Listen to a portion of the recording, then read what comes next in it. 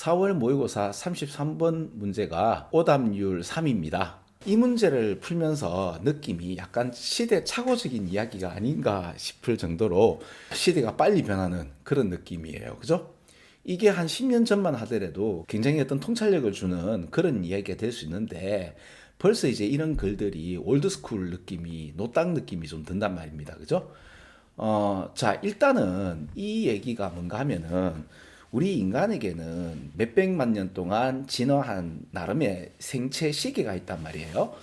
이게 최근 한 2, 300년 전에 산업혁명이 있고 난 뒤에 기계가 인간 삶에 들어왔단 말입니다. 그 기계의 시계에 우리의 생체 리듬이 맡겨지는 그런 잔인한 시대가 되었다라는 이야기를 들어본 적이 있을 거예요. 그래서 자, 그 느낌으로 한번 읽으시면 초기의 시계 같은 경우는 뭐 1시간이나 15분 단위로 끊다가 1700년도에 이제 드디어 분침이 생겼네요. 그러다가 1800년도에는 드디어 초침이 기본이 되는 이러한 유례없는 능력입니다. 그죠? 정확하게 시간을 재는 게 한 가지, 두 가지 얘기가 나와요. 문장을 읽어보시면 두 번째가 뭔가 하면은 이렇게 산업혁명 시대에 주된 무기라고 하니까 요거를 내가 파랗게 한번 칠해 볼게요. 기술 역사학자인 루이스 몬포도 씨도 이 시계라는 것이 스팀 엔진이 아닌 시계가 프라임 웨폰을 다른 말로 키 머신이라고. 그죠? 근데 이제 스팀 엔진이 아니냐인데 이 스팀 엔진으로 인해서 기관차가 나왔잖아요. 그죠? 근데 이제 그 기관차가 나왔는데도 불구하고 왜 시간이 먼저인가 하면 자, 전 세계가 이제 기관차가 생기면서 옛날에는 각자의 시간으로 살다가 화물 기관차가 생기면서 유럽 그 세계가 하나의 표준 시간이 필요하죠. 그죠? 그러니까 뮌헨에서 이제 기차가 떠나서 프랑스 파리까지 가는데 시간대가 다르고 이런 긴 여정을 인간이 한 번도 이런 빠른 시간 내에 가본 적이 없잖아. 그죠? 운송에 혁명이 일어나고 했지만은 결국에는 이 모든 것을 통제할 수 있는 하나의 가장 기준은 뭐가 되는다? 시간이 되는 거거든요. 그리고 그 시간을 측정할 수 있는 이 시계가 가장 주된 무기며 기본적인 머신이 되는 그런 이야기죠. 그죠? 그리고 두 번째는 시계에 있는 시간에 맞춰서 인간들이 드디어 이렇게 클락킹 인 해서 이제 시간에 맞게 들어오고 이제 시간 작성표를 갖다가 기입하게 되고 기계 시간에 우리 인간의 생체를 처음으로 몇백만 년 동안 지나가면서 한 번도 이런 일이 없었는데 갑자기 우리는 우리 인간 고유한 자기만의 몸이 알려주는 그런 시간을 버리고 기계의 시간에 우리의 몸을 맡긴 이런 잔인한 시대라고 보시면 돼요. 근데 그 잔인한 시대는 선생님의 어떤 시적 표현이 아니고 여기 나오죠. 그죠? 잔인하다는 식으로. 그럼 요거는 제가 빨갛게 한번 칠해 볼게요. 왜 잔인한 시대인가 하면은 본성하고 맞지 않은 기계 시간에 맞추게 되는데 그걸 어기되면 어떻게 돼요? 처벌받죠. 자, 그러면 봐봐요. 우리 나름대로 그 시간이 있단 말이에요. 그러면 그 시간은 기계보다 느릴 거 아닙니까? 그래, 우짜돈동 나의 시간에 맞추겠다라고 going slow 해서 천천히 행하는, 그래서 이 산업사회가 주는 어떤 엄중한 컨트롤을 벗어나겠다. 나는 자유인이다라고 선언한 모든 그 인류는 어떻게 되었죠? 빠르게, 그죠? 천천히 가겠다는 분들은 빠르게 처벌받으신 것 중에서 하나가 공장에서 잘리게 되는 거죠. 잔인하죠? 그러면 요 빨간 거를 근거로 하면 이게 뭐예요? 시간이 공장에서 수능식 표현은 굉장한 권위적인 표현이죠. 그 권위적인 표현이 뭐예요?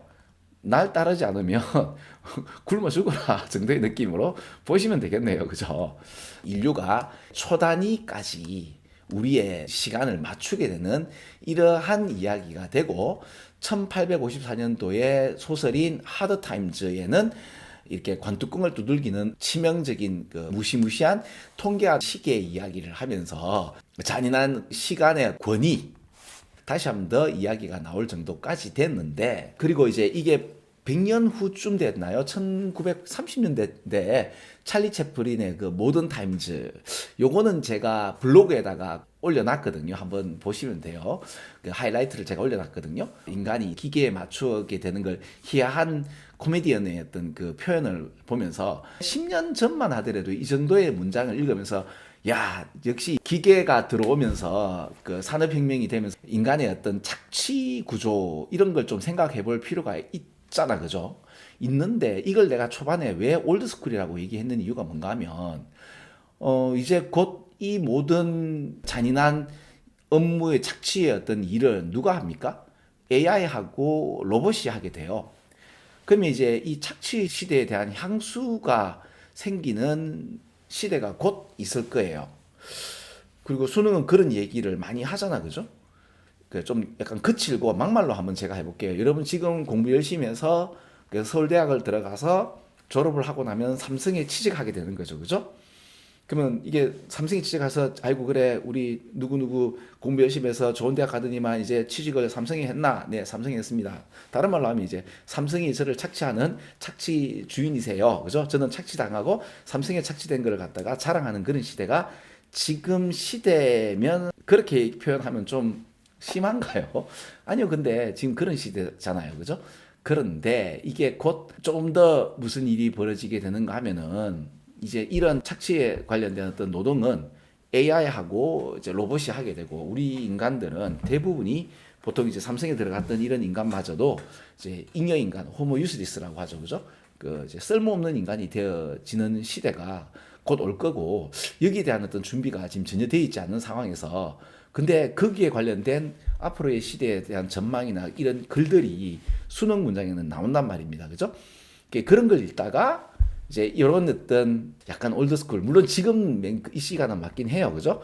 시간에 맞춰서 우리는 지금 움직이고 있는 시대인데 그럼에도 요걸 읽으면서 야 이거 수능 문장이 조금 올드스쿨한 게 아닌가라는 그런 느낌을 지울 수가 없습니다. 그죠? 세상 바뀌는 게 순식간이죠. 그죠? 벌써 이런 문장들이 좀 노땅스럽게 느껴지는 그런 시대에 살고 있어요. 우리는. 그죠?